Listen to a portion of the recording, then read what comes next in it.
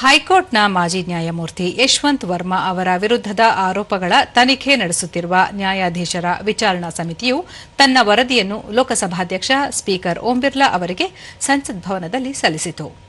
ನ್ಯಾಯಾಧೀಶರ ವಿಚಾರಣೆ ಕಾಯ್ದೆ 1968ರ ಅಡಿಯಲ್ಲಿ ಶಾಸನಬದ್ಧ ಅವಶ್ಯಕತೆಗಳಿಗೆ ಅನುಗುಣವಾಗಿ ಈ ವರದಿಯನ್ನು ಸಲ್ಲಿಸಲಾಗಿದೆ.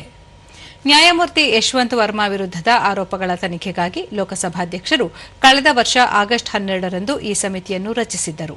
ಈಗ ಸಮಿತಿಯು ವರದಿಯನ್ನು ಮಂಡಿಸಿದೆ.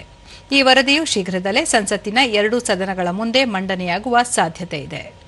ನ್ಯಾಯಾಧೀಶರ ವಿಚಾರಣಾ ಸಮಿತಿ ಅಧ್ಯಕ್ಷರಾದ ಸುಪ್ರೀಂ ಕೋರ್ಟ್ ನ್ಯಾಯಾಧೀಶ ನ್ಯಾಯಮೂರ್ತಿ ಅರವಿಂದ್ ಕುಮಾರ್, ಬಾಂಬೆ ಹೈಕೋರ್ಟ್ನ ಮುಖ್ಯ ನ್ಯಾಯಮೂರ್ತಿ ಚಂದ್ರಶೇಖರ್ ಮತ್ತು ಕರ್ನಾಟಕ ಹೈಕೋರ್ಟ್ನ ಹಿರಿಯ ವಕೀಲ ಬಿವಿ ಆಚಾರ್ಯ ಅವರೊಂದಿಗೆ ನ್ಯಾಯಾಧೀಶರ ವಿಚಾರಣಾ ಸಮಿತಿಯ ವರದಿಯನ್ನು ಸ್ಪೀಕರ್ ಬಿರ್ಲಾ ಅವರಿಗೆ ಸಲ್ಲಿಸಿದರು.